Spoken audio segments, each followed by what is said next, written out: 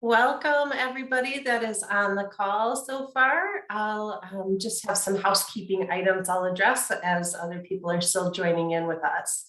My name is Kristen Biermeyer. I'm the marketing manager for Wagner CPAs, and I'll be your moderator for today's webinar. I'm so happy that you could all join us for today's session, QuickBooks Users Group for Nonprofits. The webinar is being recorded and it will be emailed to you after today's event. We will begin today's session with a brief presentation from James Conrad on bank feed basics. After that, the session is intended to be highly interactive, so cameras are encouraged, but please mute your microphone when you are not speaking. We'll have time after James's presentation for questions and group discussion. Please feel free to submit questions through the chat feature that's located at the bottom of your screen during the presentation or during the discussion time, or you're also welcome to unmute your microphone and speak freely. Our group leader today is James Conrad, a supervisor at Wagner CPAs. And with that, James, I'll hand things over to you. Wonderful, thank you, Kristen. And how's the sound coming through? Is that okay? Yep, you sound great. Great, wonderful. Well, hello, everybody. As Kristen mentioned, my name is James Conrad. I am a supervisor here at Wagner CPAs. And today we're going to talk about bank feeds for a little bit. And then obviously at the after the presentation, fire your questions away in the chat. Give me your big stumpers. I want to be challenged today. So bring them on. So just a little about myself. I've been with Wagner since 2020, near the end of 2020, and I have, for my accounting career, been working specifically with nonprofits. I've dabbled a little bit in the for-profit realm. However, my wheelhouse is nonprofit, and I've done a wide range of different ones, regular 501c3 charitable orgs, human service providers, churches, and other religious denominations. I'm currently a vice chair of my church, the Church of Christ Memorial in Fitchburg, and I'm the treasurer for the Verona Area Performing Arts Series in Verona. So if you're ever out and at a show, come say hi. So today, as I mentioned, we're going to be looking at bank feeds, specifically in QuickBooks Online to start, and I'm going to have some notes about desktop at the end. Online versus desktop is different. The functionality in online is going to be easier to explain compared to what it would be in desktop. How to check if your bank offers bank feed data. It's not a foregone conclusion that your bank will offer the data, but most likely, I would say on the order of 90%, you're going to be able to get at least some sort of data from the bank. How to enable manual or automatic feeds. Obviously, we want to try and make it as automated as possible when it comes to your bank feeds. However, it is occasional where you will run into banks that do not offer the automatic feeds, and we'll talk about that a little bit. And the most important part of today, if you're going to remember anything, is the difference between add and match. And we're going to cover that in depth because it is the most important part. And of course, at the end, your questions. Okay, so looking at QuickBooks Online bank feeds, many of you will have this screen here, if you don't have anything connected yet. If you're just starting out with QuickBooks or you just haven't had any experience with the bank feeds, your banking screen, which is either going to be under banking or some other similar name tab, it depends on what level of access you have, you will get to a banking screen. As I mentioned before, nearly all banks have data that you could use in some way. It's rare for me to come across a bank that does not at least have some sort of export that you can use to import that data into QuickBooks. One benefit of QBO that I'd like to highlight is that you can import a lot of different file types. I prefer using the .csv, which is just the comma delimited data that most banks are going to have. But you'll also see .qbo files, and that is something that is called the Web Connect file. And those are for desktop as well. And we'll highlight that when we get to desktop. Or you could even do a .txt file. It's going to take some massaging of the data if you're using a .txt. .qbo is almost seamless, and CSV is a little bit in between. Don't we all like the word free? And bank feeds on QuickBooks Online for the automatic, free. If you have online access, mind you, if there's fees associated with having online access, but for the feed itself, free.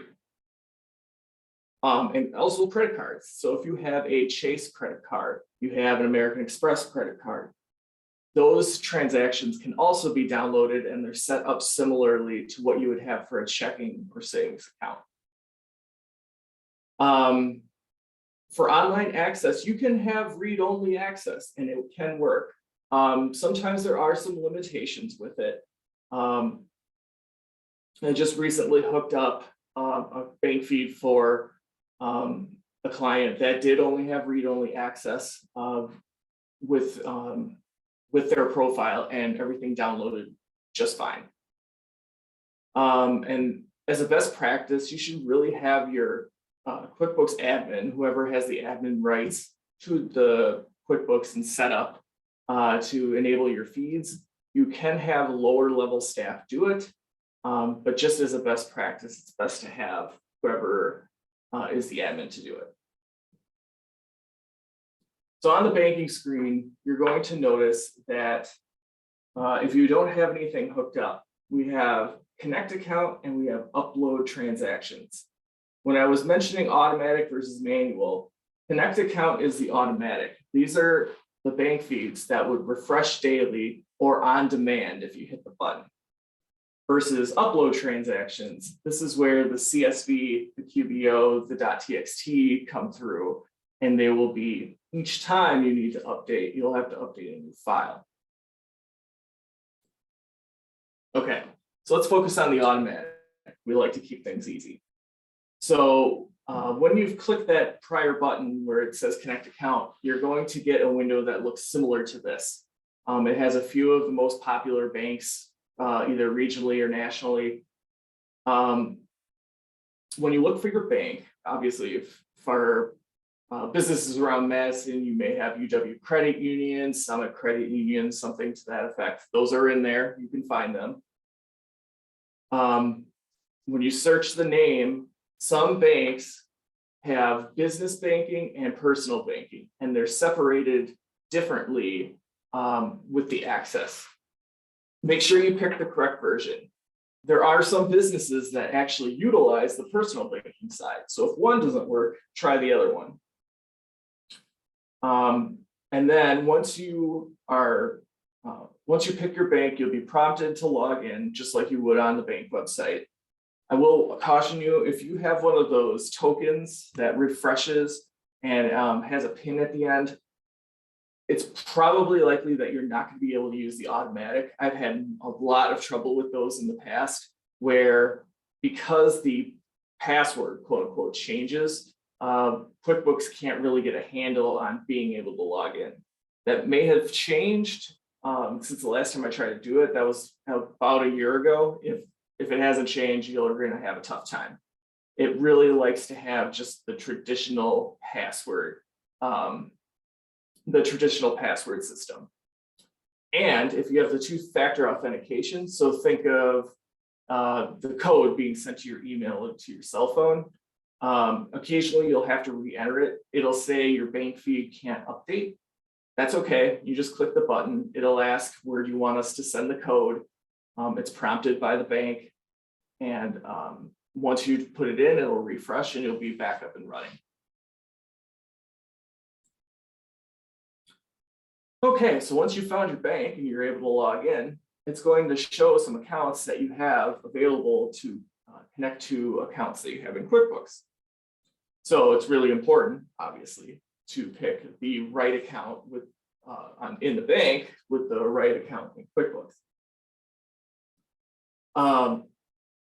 In this case, it was simple. We had two different accounts, one checking, one savings, and we had one named Money Market in the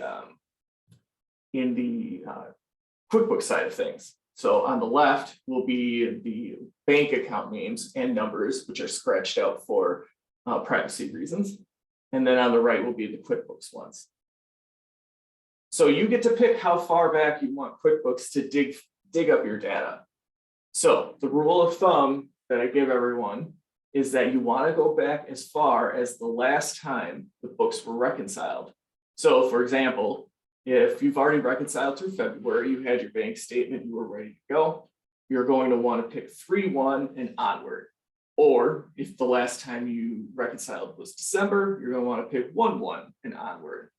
Custom lets you pick what day you want to start, and you don't want to bring in a bunch of data that has already been reconciled, because ultimately, if it's reconciled, all of that data has been entered and you would just end up excluding all of that data anyway. So it's just not necessary and it creates clutter. And then once you've picked, you click connect and you're off and running.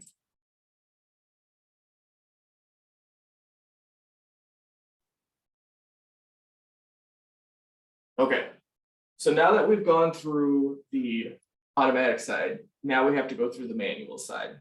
If if your bank just does not want you to be able to hook up a bank feed, never fear, as long as you can get one of those file types, the CSV, QBO, the .text, or .qfx and .ofx. One of those, I believe, is one might be Quicken and one might be Microsoft Money. Can't remember off the top of my head, but they give you a bunch of options. You can upload it and have your feed manually update. Be sure not to re-import any transactions that you've already entered, because again, they'll have to be excluded and just causes extra issues, especially if you start adding them. As you walk through, it basically goes from in a clockwise motion here.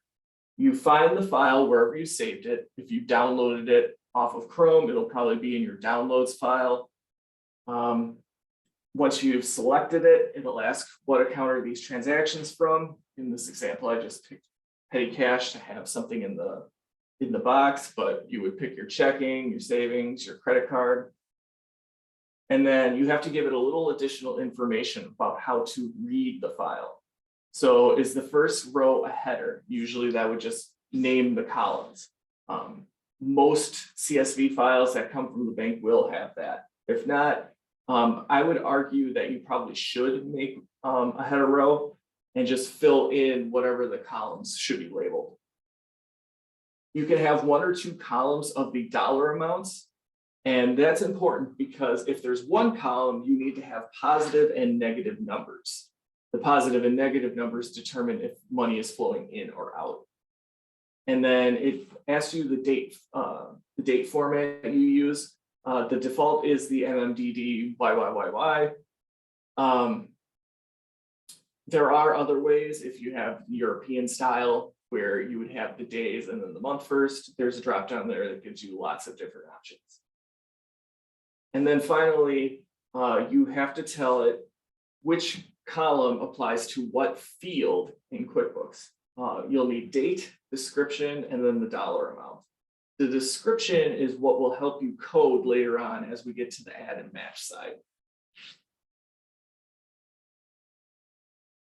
So once you've enabled things, either manual or automatic, your banking screen is going to be a little bit more populated now.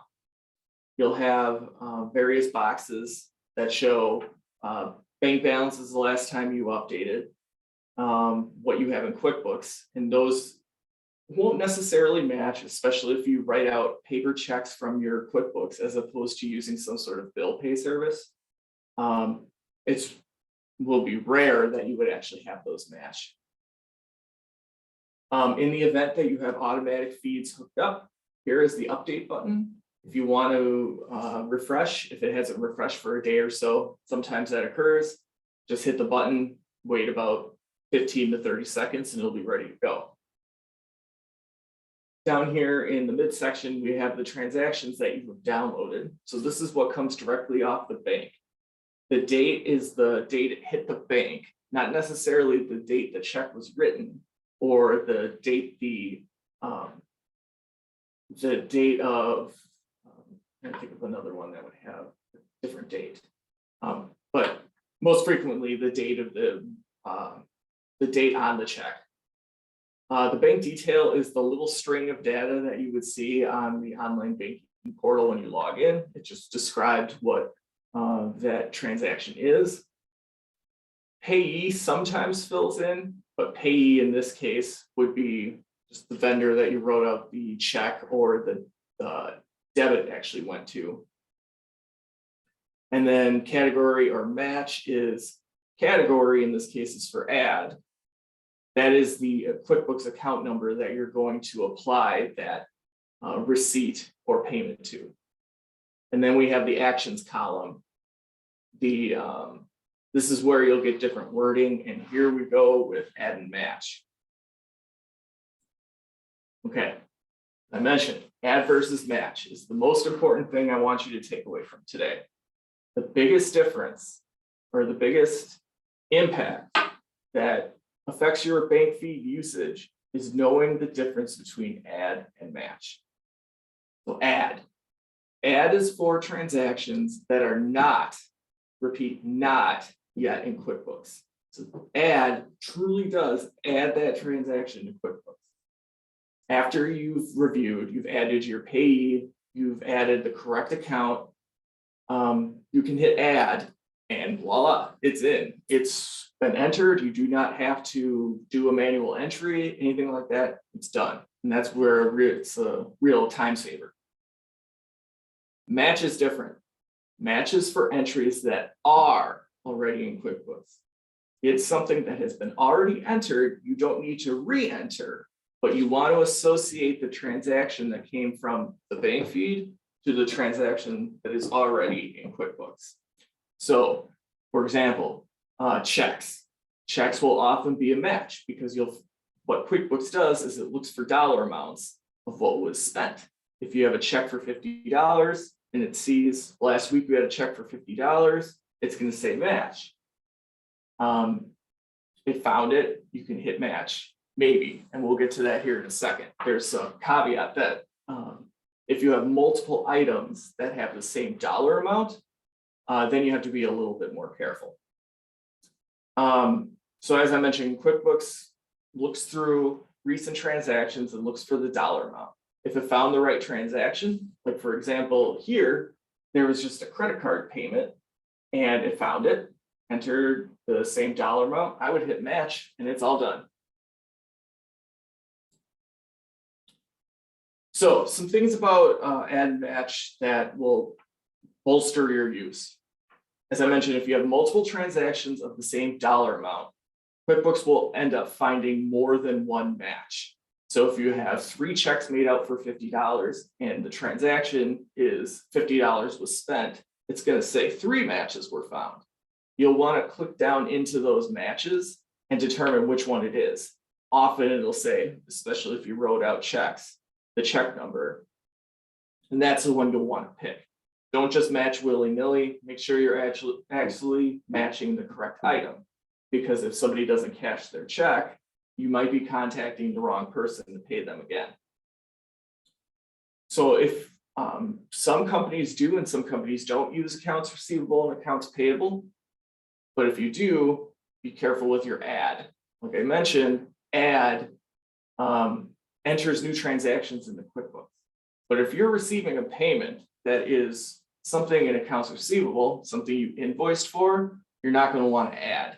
That would add revenue again to your books when you've already had revenue in your books when you made the invoice.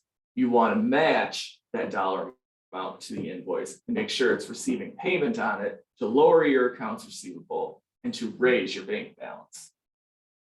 So if you're not sure, make sure to go look for the invoice or look for an invoice if you use accounts receivable invoicing and you're receiving payments from customers. One of the things I often like to tell people is QuickBooks likes to think it's smarter than you. It's pretty smart. It gets a lot of things right, but sometimes it's just not in the right area. For example, in these transactions, we have bank detail, UPS. Well, I think we all know postal service, not the same. And they went to printing and publications. No, that's not not quite what we're looking for. In this case, I would change the payee to United Parcel Service, UPS, and I would change the category to postage or shipping, something to that effect. QuickBooks will often add payees and categories it thinks are right.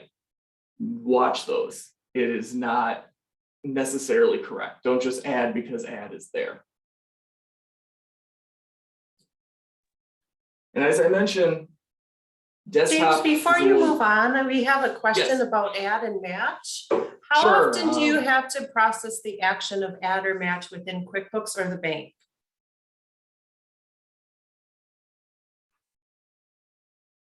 Oh, and I see you have a just answered in the chat. Yep, and we'll talk about that. So each add or match is for each transaction in the bank. So if you have 50 transactions, you're going to have 50 decisions of add versus match.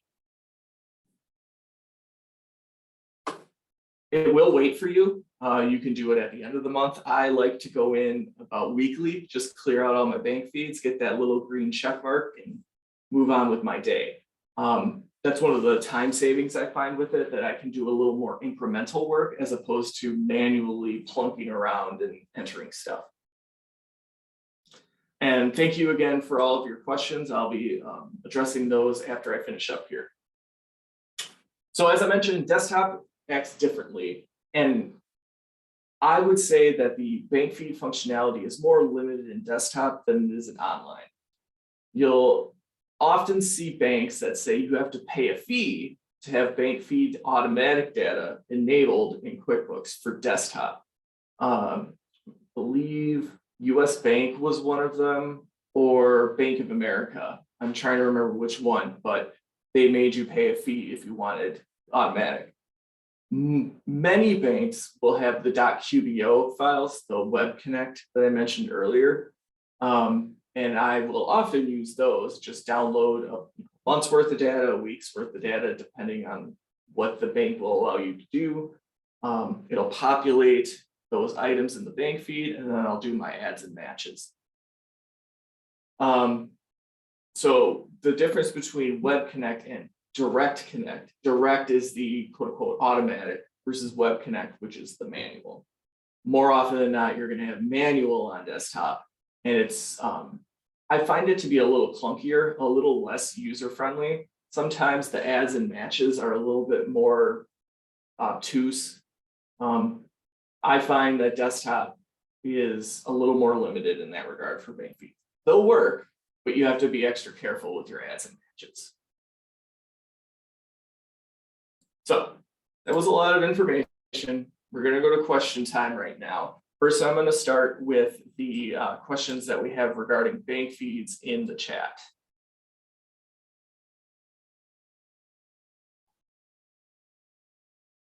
All right, so we had Nancy's question. Melissa asked, can you talk about rules option that pops? Okay, so after a while, after you've started adding transactions, QuickBooks will do one of its jobs and say, hey, I see you've coded this Shell, this transaction with Shell gas in it a couple of times. You've always put it to gas, and the vendor has always been Shell. Do you want to automatically do that? What I will often say is you can make that rule. If you know that if every time you go to Shell and you go to Shell a lot, it's going to be gas. It's going to be, you can just add it. However, I will tell QuickBooks, because there's a radio button or a slider button, excuse me, that'll ask you if you want to auto add. I highly suggest not doing auto adds. I like being able to review and make sure that my transactions are actually legitimate, because if you have Shell gas, somebody stole your credit card and they're buying a whole bunch of Shell gas, you wouldn't necessarily see it. So take the extra step of doing the add, doing the match, and then not auto adding from the rules. Of course, you don't have to use the rules at all. I prefer not to use rules just because I like having the control of making sure I know where things are going. It's definitely up to the user.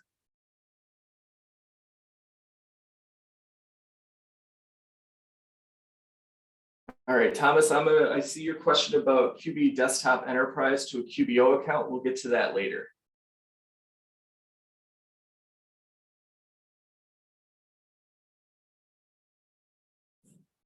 Another wait. Okay, Sandy has a question. I have QuickBooks Desktop, and I did not see my bank in the list of banks. The bank told us they offer the service. Is there another way to find the bank? Interesting. So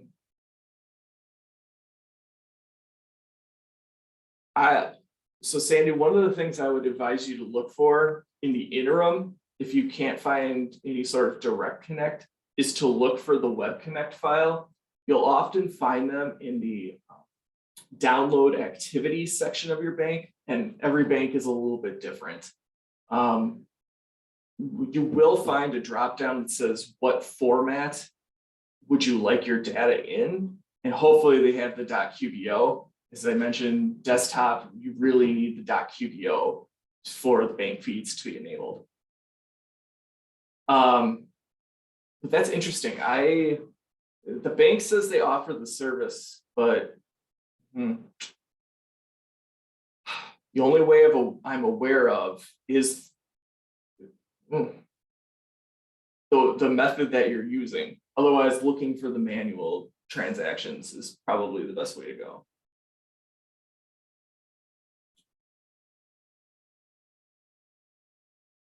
Okay. And if there's no other bank feed questions, I'm going to start moving on to the other questions of the day. I'm going to start with Angela. Her question is, for a bill payment that comes through as a check, can I search for the invoice plus the credit memo associated with it to match the net payment? Good question. One of the things I suggest to people is that I do the prep work up front and then do the match last. And I want the match to just be a one-click item. So what I'll often do is I'll apply the check payment to the bill, I'll apply the credit memo to the bill, so the bill is zeroed out. And then the check amount is what you should find in the bank feed. That's what should be drawn on the bank. And then that will be your match. You can do it the other way. The steps are a little bit messier. I don't even know if I could tell you how to do it immediately off the top of my head without looking through the bank feed in front of me. So the best way to do it is to do the traditional steps if you have a credit memo. Often, QuickBooks will see that you have a bill outstanding for the same amount of that check. You can match them directly without doing the pay bills function. However, if you're writing out actual checks, you should go through the actual check process of pay bills, make sure you acknowledge what check number it was, and then do the match.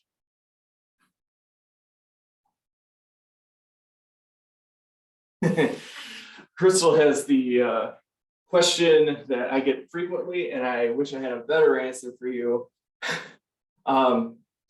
So unfortunately, Intuit does not give a batch recategorize tool. So the question that Crystal has is, what's the most efficient way to recategorize expenses that were categorized incorrectly? Oh boy. Intuit gives the accountants users in online and the accountants level of software for desktop tools to do batch reclasses. It is not available on other versions. So unfortunately, the best way to do it is one by one, or you would contact us for some consulting. I kind of wish Intuit would allow some of those batch tools to be at the regular user level, be that as it may, there's where we are right now. So one by one, unfortunately, is your best bet to start.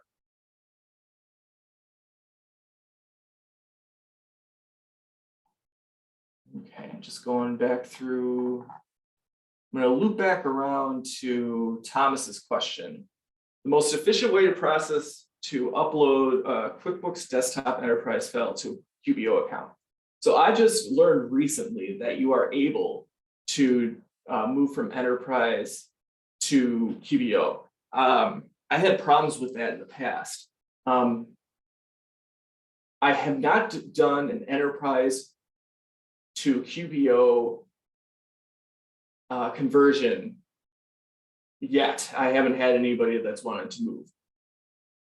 In traditional desktop, the one that's issued annually, the drop-down menu company at the bottom has the very last option, convert this to QuickBooks Online or something to that effect.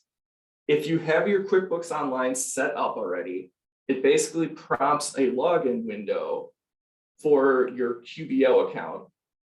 And it will ask you if you have a company created or you have multiple companies within that login, which one you want to apply this data to, and then it'll be off to the races. The one thing I have run into is if the file is big, sometimes the transfer just either crashes, times out, especially if your computer has timeout restrictions on it if a connection is open too long. So the best way to find out is how far back does your data go? If it goes past any more than, I would say, 10 years, it may have a harder time. I've successfully brought in data from 2004. I have unsuccessfully brought in data from 1995. So I'll let that kind of be the range right now. All right, heading back down to the bottom. Okay, I don't have any questions at the moment. So do we have anybody that wants to do a audio question? You want to raise your hand and I'll call on you and you can unmute. Oh, we have Thomas again. So it's an interesting situation. I took on a client in April last year. They incorporated in December of 2020. So not that far back. Okay. We converted them in October of 2021 from QuickBooks Online to QuickBooks Desktop Enterprise, which we use for all our clients. Now the CEO wants to go back because they want access to it, and we don't give any of our clients access to QuickBooks Desktop. Okay. So I just had my accounting team download a QuickBooks backup file for me. Mm-hmm. And I have to upload it into QBO, and then I'll close out March.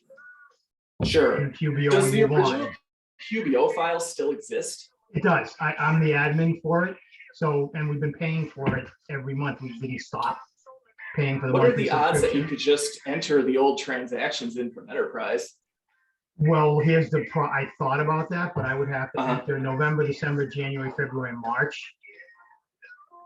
Okay. And that seems like a lot of manual input. Sounds like an hourly engagement. Yeah, and so, you know, I'm hoping I Googled doing this, and I have a QuickBooks Pro Advisor on staff that's going to help me. But I figured I'd ask you. So what you said about at the company and is exactly what I found. So I just wanted to verify it. Yeah, it will wipe. I'm going to hold that. I'm relatively sure it'll wipe what is already in there, but it sounds like you went from QBO to Enterprise, so you're going to have that archive data anyway. The archive data is in there. I spent a few hours checking and running reports when we converted it in October, so I know all the old data is there. Luckily, it's only going back to December of 2020. Okay. Good question. Yeah, I don't deal with Enterprise on a regular basis, so that one's a little bit more challenging for me to navigate around. I know for Enterprise that the inventory system and the inventory tracking is more robust than traditional, but past that, usually my advice is if you need the advanced inventory tracking, you might be outgrowing QuickBooks entirely. I would agree. This is a membership org that has 50 members, so it's not, you know, they might have 10 payables a month and, you know, membership activity, but that's it. So hopefully it wasn't that involved to convert them from QBO to QB desktop. So I'm hoping it's just as easy to go back. It should be. Usually what happens is when you go from desktop to online, the biggest issue you have is sometimes transactions that are 0 will pop back up again, and then you can just hide them again, basically either do a received payment, something like that. Things that tend to be hidden in desktop reappear in online. They don't have Okay, any anybody? jobs, so. Anybody else? Go ahead and use that hand raise icon. I'm gonna double check the chat, make sure I'm not missing anybody there.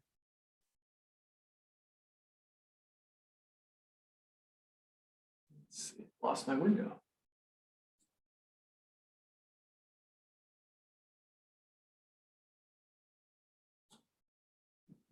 Chat, found it. Okay.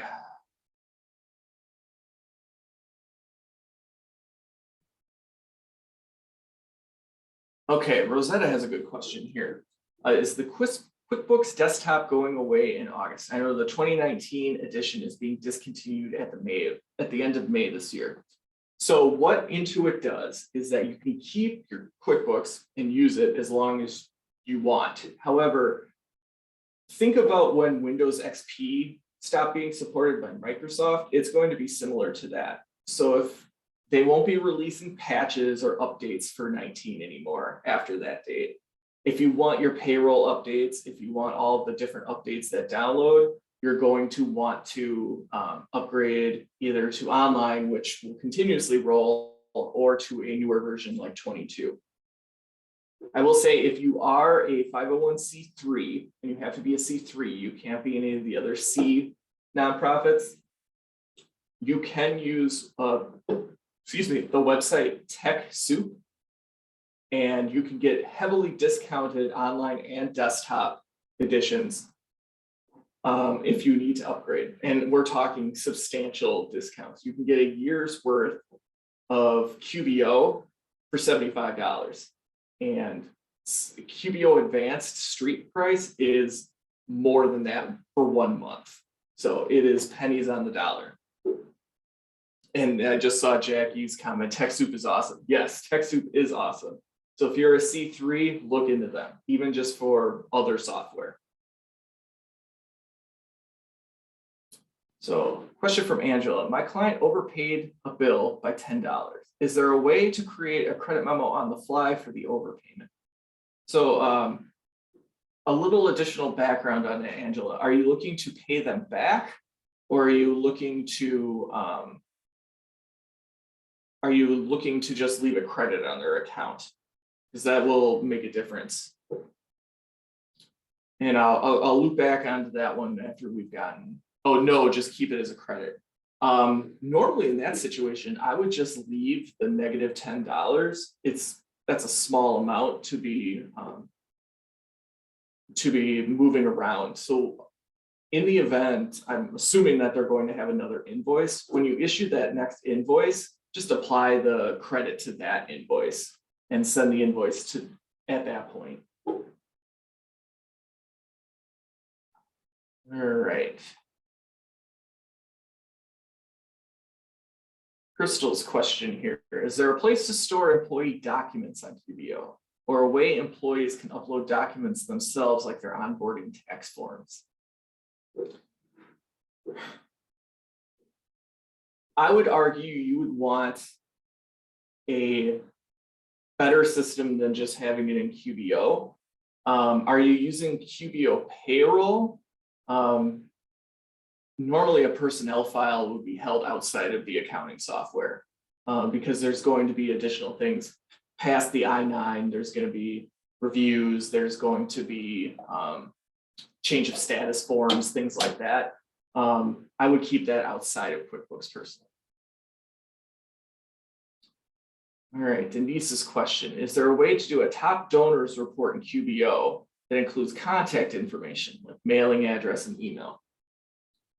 So if your donor information has been entered correctly, and what I mean correctly is when you receive a check from them, you do a sales receipt for them, or they were invoiced, something to that effect. And what I mean is you can't just enter everything in the deposit window. If you go into make deposits and you enter their name there, it will not attach that donation to their profile. So in the event that it has been entered correctly, the best way to do it is the transaction list by customer, and you should be able to manipulate it through the customize portion to have address, email, phone number, whatever contact information you need. I will say that when you get to a certain volume of donors, you're going to want to have a dedicated donor software akin to a CRM, not really for customers, but for donors, to be able to have those reports. Because many of those will also have capabilities to blast out donor recognition letters, things like that. QuickBooks can do it, but it becomes pretty limited once you've expanded to a larger amount of donors. Okay, looping back to Crystal's question. My company uses QBO as our primary HR system. All employee time off is manually inputted. Is there a way to automate this? Can employees request time off through QuickBooks Workforce? I believe T-Sheets, which is built into QuickBooks, would be able to do that. I have not used T-Sheets in quite some time, and I know they've updated them. So I would look through that route if, depending on what, yeah, I'd be interested to see what kind of integration. Now, I will say that there may be timekeeping software that can integrate with QuickBooks that only does time and not necessarily the full cycle of the payroll.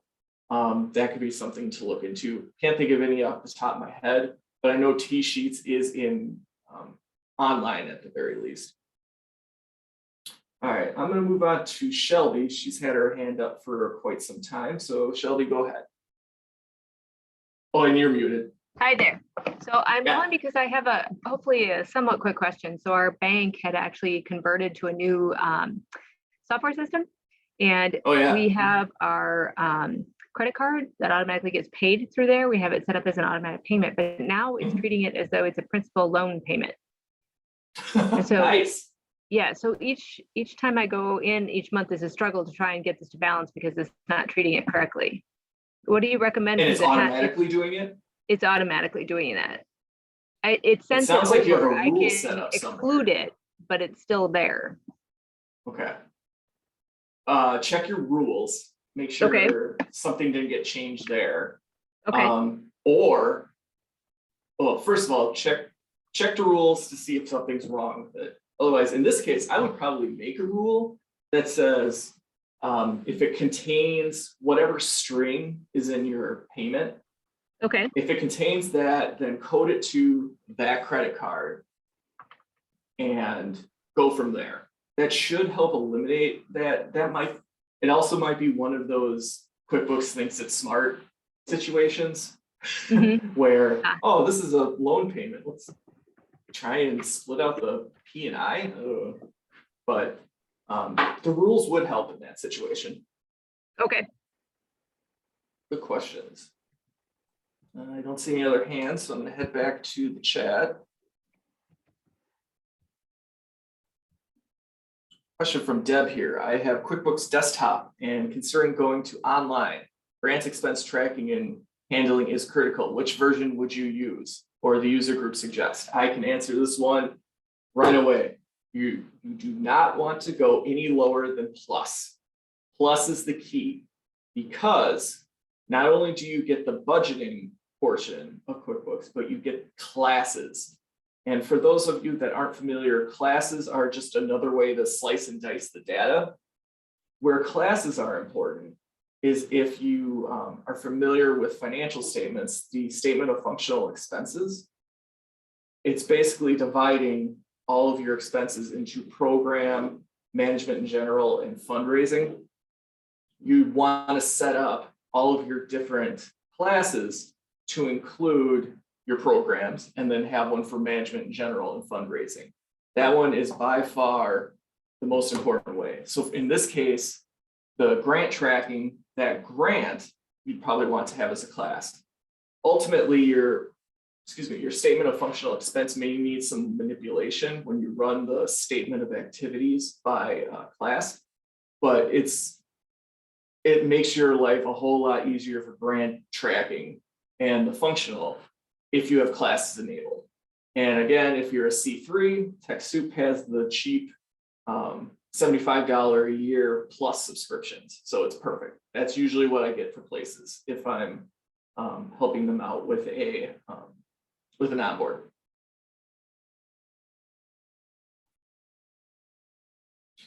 Angela has a follow-up question. How secure are documents that are attached to QuickBooks? I would argue anybody who has a login, depending on how your security settings are set up, might be able to see them.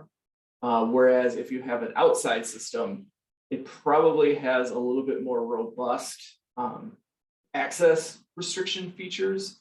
I tend not to put too many documents in QuickBooks itself.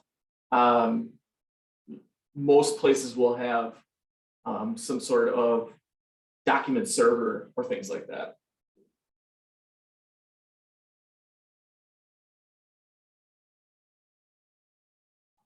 Melissa had a comment, TrackSmart is awesome for employee time. Okay, that's a new one for me. I haven't heard of TrackSmart.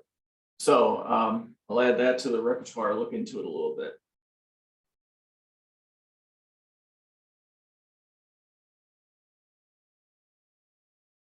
Oh, okay. Good question here from Nancy. I use QB Online. We send invoices the week before the end of the month for services for the following month.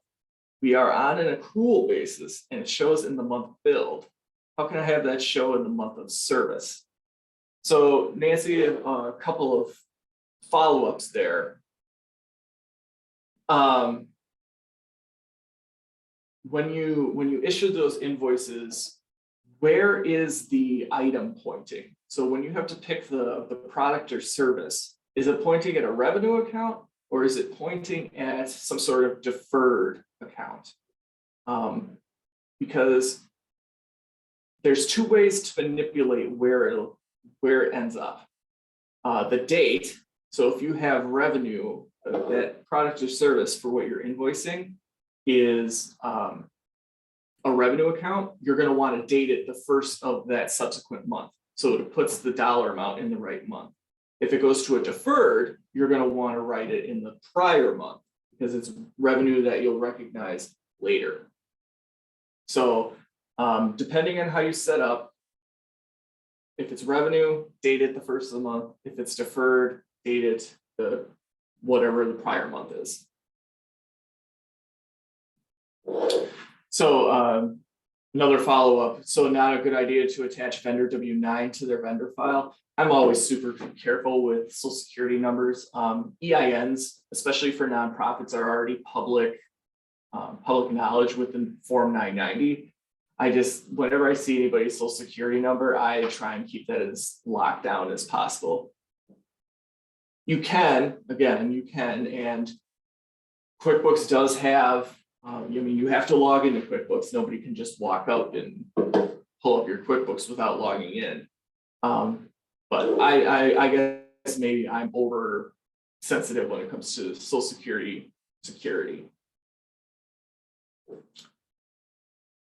Question from Rosetta. One of our company files has multiple customers attached to $0 invoices that are tied to transactions that have been reconciled years ago. Is there any way to reduce those transactions invoices to reduce our number of customers? Yes, so a quick follow-up with that. If you pull the accounts receivable aging summary through today, and you have a whole bunch of zeros that pop up for your customers. You have whole litany of customers and a whole litany of zeros. It's true, they don't owe you any money. What you'll want to do is make sure that customer is active and then go to receive payment. When you do a receive payment on that customer, what will happen is QuickBooks will find the transactions that are attached to them, match them together, and give you a $0 receive payment, which you can put to any bank account that you have. I usually put it to undeposited funds, doesn't cause any issue as long as it's $0.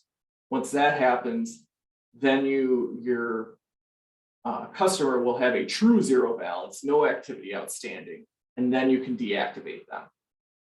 So my method to do that is one by one, go through, do receive payment for those customers, and they should disappear.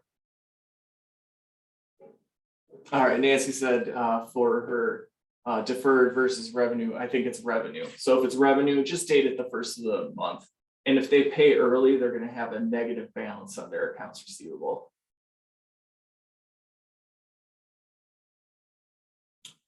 Okay, I've run through the questions here. I see no hands. Any hands? Otherwise, we'll keep looking at the text questions here. Good questions today, everyone. These are real nice.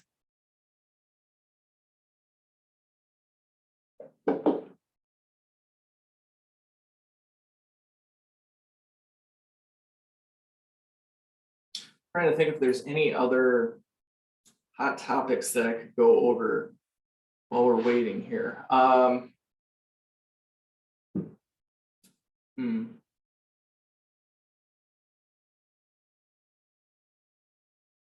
Well, we got something. I'm intrigued by using sales receipt for donors. Any specific steps? Oh, good question from Teresa there. It would just be, so sales receipts are just invoices that you're receiving immediately. So depending on where you have it targeted, either undeposited funds or directly to a bank account, it's as if you are collecting the money right up front. So you would set up the customer like you would set up any other customer, put in all of the data that you need. And then when you run that transaction list by customer, it'll have all of those in there. But as I mentioned, even if the customer is entered and you just do it in the make deposits window, it does not attach it. So that's one of those tricky situations. If you're using QuickBooks for donor information, make sure you're going through the accounts receivable module, so to speak. What's the best way to track expenses or revenue by program? Excuse me, classes. I find classes to be the best way to do that. You would set up a class with that specific program. Anytime you have a revenue or expense transaction with that program, you pick that class, it'll keep rolling in the background. And at the end of the month, you'll be able to pull that statement of activities by class or the profit and loss by class. And you'll have all that information you need. Angela here with another one. Combining a credit card fee when multiple cards are all on the same credit card account. So there's a couple of different things here. And I'm gonna need a little bit more specific here, Angela. Do you have a card that has like a control card that receives the payments, but there's still activity on the other cards? Or is it just multiple cards that go up into one account? Because normally what I do is if I have the former situation, I will reconcile the parent account and all of the credit cards themselves will be child accounts underneath that parent account. If everything combines into one, multiple card holders which are billed to one account, the parent. Yep. So what I'll do is I'll have the bank feed hooked up for each individual card, and then I will reconcile the parent account because your statement is all of the transactions put together. So Also, what I will do is I will do a journal entry and a reversing journal entry on the end of the month and then the first day of the next month, moving everything to the, just moving all the balances from the child accounts into the parent accounts and then reversing them back out. That way you have all of your activity in the parent account without messing up the bank feed. All right.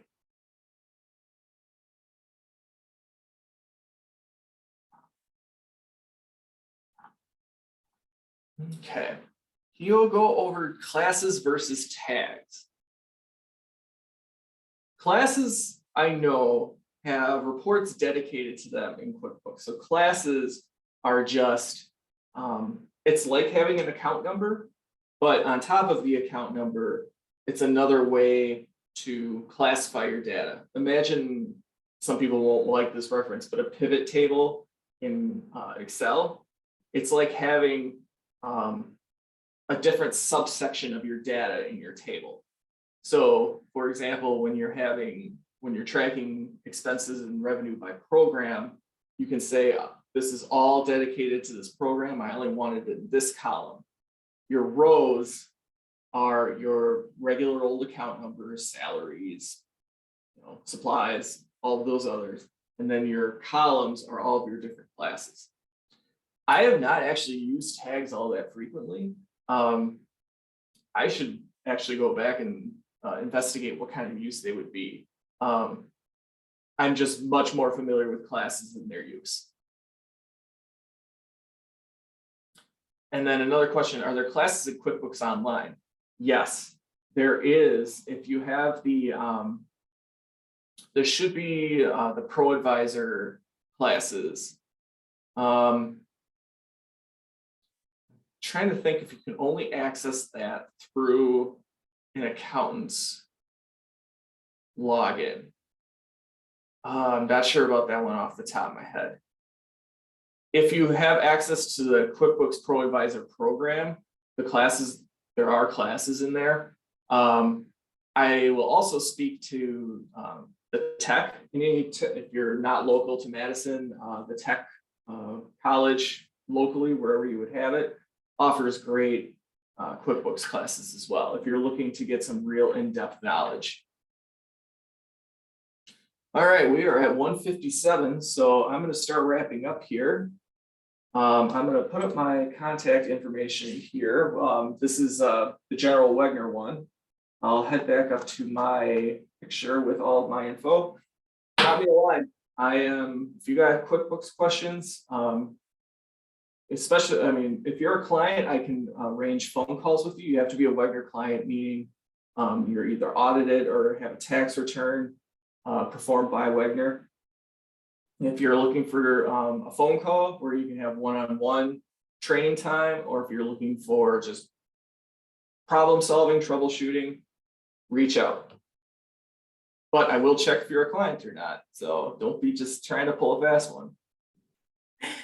Thank you so much, James, for sharing all of your expertise today. We certainly appreciate it.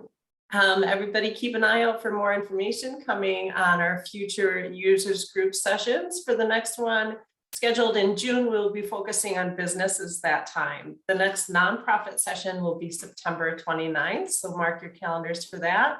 If you're not currently receiving our emails and invitations to the sessions, please reach out to me and I'd be happy to get you added to our email list. You can also visit our website to sign up and to see upcoming sessions under the upcoming events section. Thanks again, everybody, for joining us, and we hope to see you again next time. Thanks, everybody. Have a good rest of your day.